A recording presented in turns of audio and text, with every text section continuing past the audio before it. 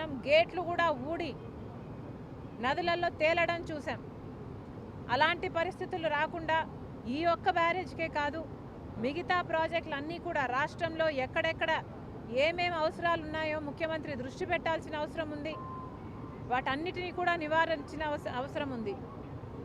మరొకసారి ఇంత వరద, ఇంత ఘోర విపత్తు వస్తుందని ఎవరమూ ఊహించలేదు.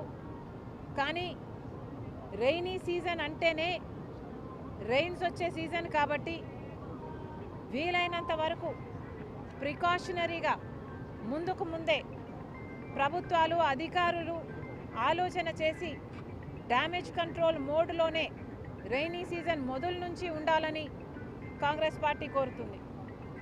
ఈ బ్యారేజ్కు సంబంధించి వెంటనే చర్యలు తీసుకోవాలి.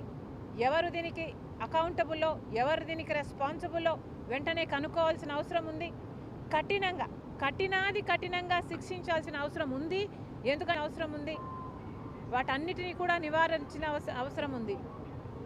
మరొకసారి ఇంత వరద, ఇంత ఘోర విపత్తు వస్తుందని ఎవరమూ ఊహించలేదు. కానీ రెయినీ సీజన్ అంటేనే రెయిన్స్ వచ్చే సీజన్ కాబట్టి వీలైనంత వరకు